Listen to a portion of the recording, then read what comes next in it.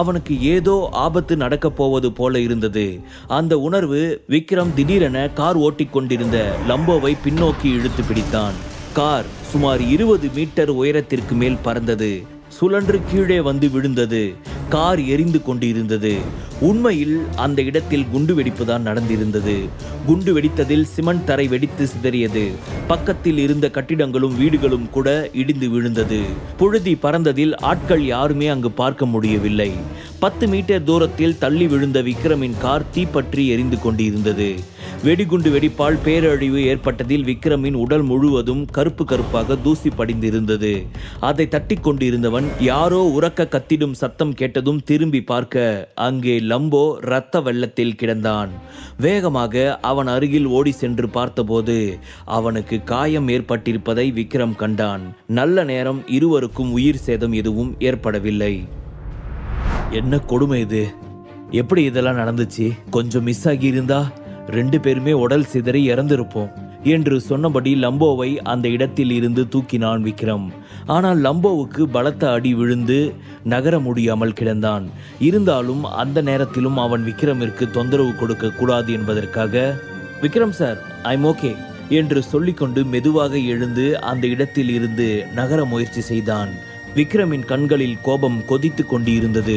இதற்கெல்லாம் காரணமானவன் யார் என்று பார்த்து அவனை கண்டம் துண்டமாக வெட்டி கொள்ள வேண்டும் போல் இருந்தது அவனுக்கு. சாரி சார், நான் கொஞ்சம் அசால்ட்டாக இருந்துட்டேன்.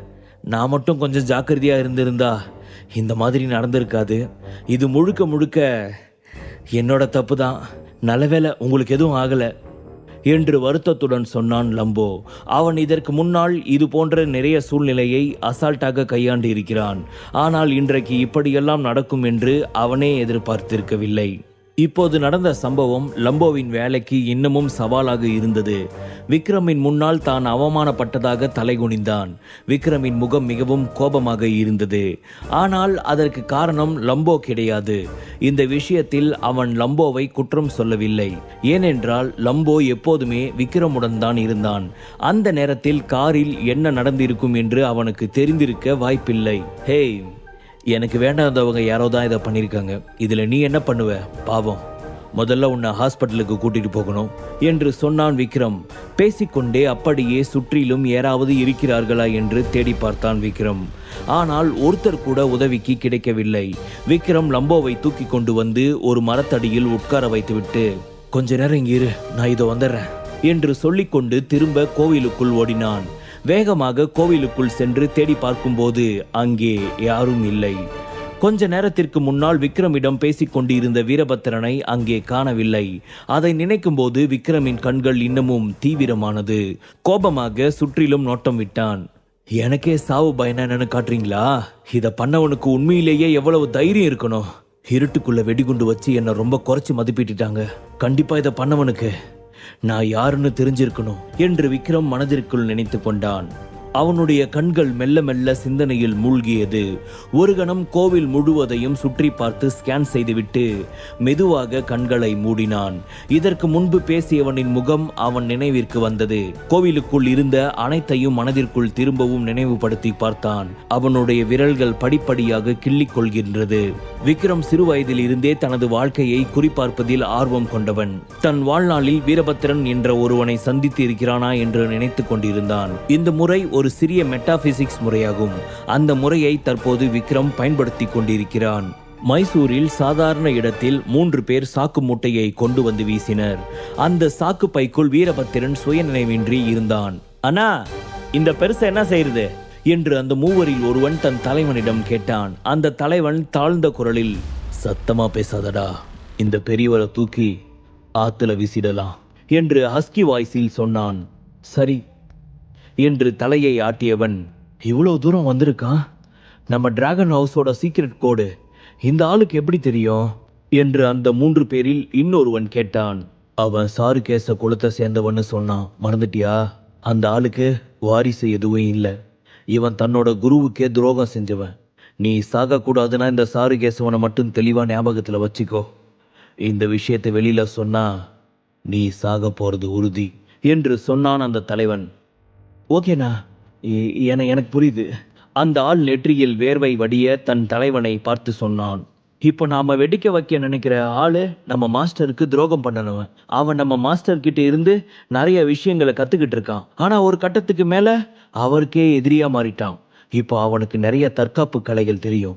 அதனால நாம அவனை நேரடியா மோதி ஜெயிக்க முடியாது என்று பேசிக்கொண்டிருக்கும் போதே திடீரென்று காற்று வீசியது. அந்த இடமே பயங்கரமான சூழ்நிலையாக மாறியது. அந்த நிலைமையை பார்க்கும்போது 3 பேருக்கும் தன்னை அறியாமல் நடுக்கம் ஏற்பட்டது. ஏதோ ஒன்று நடக்கப் போகிறது என்று அவர்கள் நினைத்து கொண்டிருக்கும் போதே விக்ரமின் உருவம் அங்கே வந்து நின்றது. அவனை பார்த்ததும் 3 பேரும் பயத்தில் நடுங்கினார்கள். விக்ரமின் கோபமான கண்களை பார்த்து அவர்களுக்கு பதட்டம் அதிகரித்தது. அவனை பார்க்க முடியாமல் பயத்தில் முகத்தை கீழே குனிந்து கொண்டார்கள். விக்ரம் அவனை பார்த்து கோபமாக, நீங்களே உங்களுக்கு தெரிஞ்சதெல்லாம் சொல்லிட்டா நான் உங்களை உயிரோட விடுவேன், இல்லனா என்று சொல்லி அவர்களை பார்த்து முறைத்தான். நீ எப்படி இங்க வந்த என்று அவர்களில் ஒருவன் அதிர்ச்சி அடைந்த கண்களையும் முகத்தையும் முடிந்தவரை அமைதியாக வைக்க முயன்றபடி கேட்டான். ஆனால் அவன் கைகள் நடுங்கிக் கொண்டிருப்பதை அவனால் நிறுத்த முடியவில்லை. விக்ரம் ஒரு பேயை போல அங்கே வந்து நின்றதும் அந்த 3 பேருமே நிலை குலைந்து போனார்கள். ஆனால் அவர்கள் 3 பேரும் விக்ரமிற்கு எதிரிகள் அல்ல என்பது அவனுக்கு நன்றாக தெரிந்திருந்தது. அதனால் முடிந்தவரை அவர்களிடம் இருந்து ஏதாவது ஒரு விஷயத்தை வாங்க வேண்டும் என்ற எண்ணம் மட்டுமே இப்போதைக்கு அவனுக்குள் இருந்தது. சரி, இதெல்லாம் உன்னோட தப்பு இல்லை, வேற யாரோ சொல்லி தான் இதெல்லாம் நீ பண்றேன்னு நினைச்சு நான் உன்னை மன்னிச்சு விட்டுறேன். கோவிலுக்குள்ள இருந்த அந்த அர்ச்சகர் எங்க போனாரு? எனக்கு இப்போ அவர் வேணும். ரொம்ப வருஷமா அவர் அங்கதான் இருக்காரு. இப்போ எங்க போயிட்டாரு? மூல கோவிலை எதுக்கு அழிச்சாங்க என்று விக்ரம் தீவிரமான தொனியில் கேட்டான். நீ நீ சாருகேஷன் மாஸ்டரோட வழியில வந்தவன் தானே என்று அந்த 3 பேரில் நடுவில் நின்று இருந்த தலைவன் கேட்டான். அதை கேட்டதும் விக்ரம் உதடுகளில் இருந்து பொல்லாத புன்னகை வெளிப்பட்டது. அவங்க என்ன டிராகன் பேலஸ்க்கு துரோகின்னு சொன்னாங்க. இப்போ அவங்க என்கிட்ட நான் என்ன வாரிசுன்னு கேட்குறாங்க என்று தீவிரமாக சொன்னான். அவனுடைய ஒவ்வொரு வார்த்தைகளும் அவர்களுக்குள் நடுக்கத்தை ஏற்படுத்தியது. அவர்களின் கண்கள் பயத்தில் நிறைந்திருந்தது. நாங்க யாருன்னு உங்களுக்கு சொல்லணும், அவ்வளோதானே? சொல்லிடுறோம் என்று சொன்ன அந்த தலைவனின் கண்கள் மர்மமாக மின்னியது.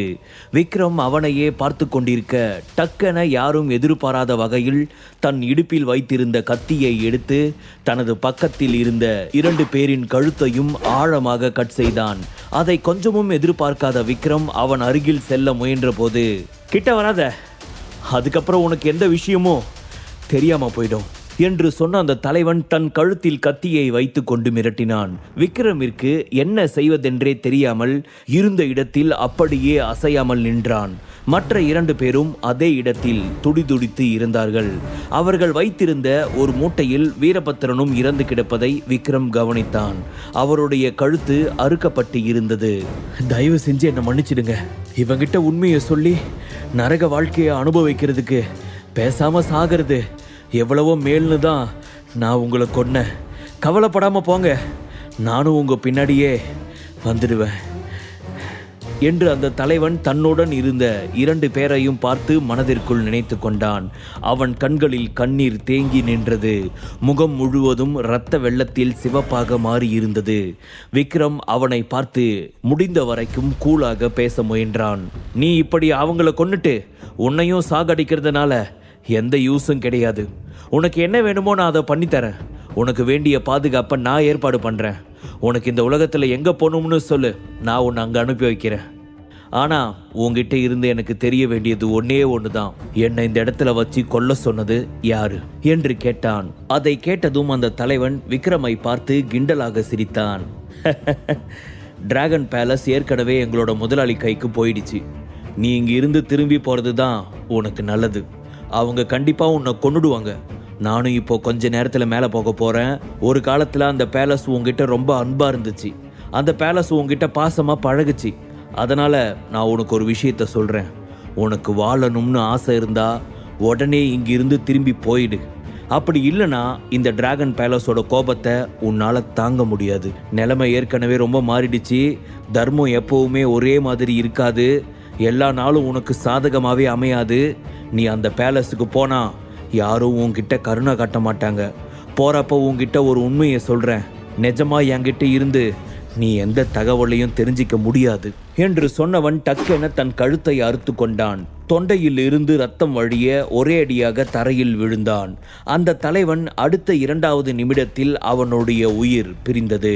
அதை பார்த்த விக்ரமின் புருவங்கள் லேசாக துடித்தது. அவனது வெளிப்பாடு அடுத்த கட்டத்தை நோக்கி நகர துடித்தது. சூழ்நிலையை பார்த்தா நிலைமை நான் நினைச்சதை விட மோசமா இருக்கலாம் என்று நினைத்த விக்ரம் மெதுவாக கண்களை மூடினான். டிராகன் பேலஸ்ல பெரிய பிரச்சனை வர சான்ஸ் இருக்கு. ஒருவேளை யாராவது டிராகன் பேலஸை உரிமை கொண்டாடி இருக்கலாம். அந்த ஆளுக்கு கண்டிப்பா செல்வாக்கு அதிகமா இருக்கணும் என்று நினைத்த விக்ரம் மெதுவாக கண்களை திறந்தான். அவனது கண்கள் சிவந்து இருந்தது. அவன் வந்த இத்தனை வருஷமா மலையில என்ன நடந்துச்சு? சாருகேஷன் மாஸ்டர் உயிரோட தான் இருக்கிறாரா?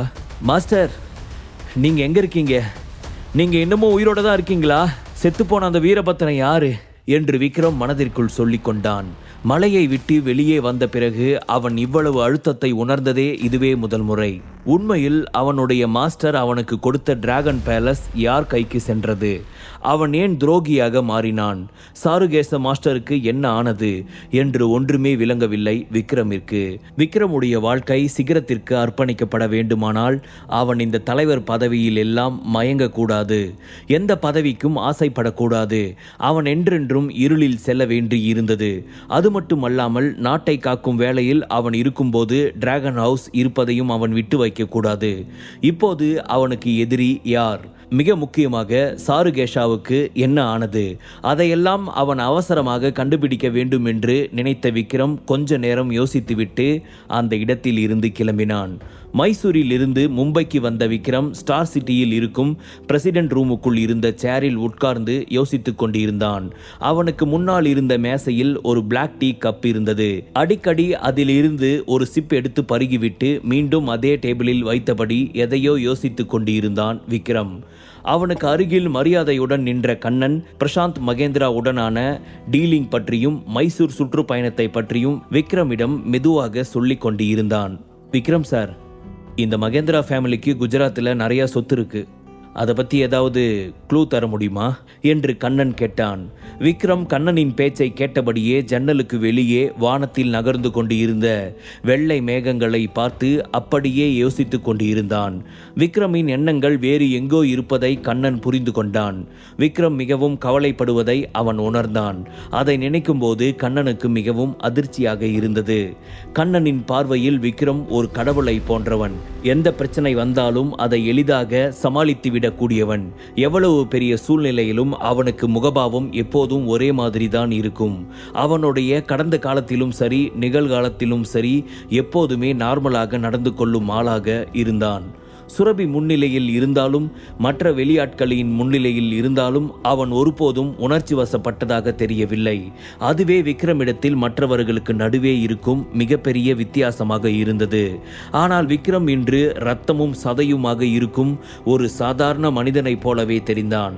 அவனுக்கு ஏதோ நிறைய பிரச்சனைகள் இருப்பது போலவும் அவன் கோபப்படும் போது சாதாரண மனிதர்களைப் போல தன்னுடைய உணர்ச்சிகளுக்கு எதிர்வினையாற்றுகின்றான்.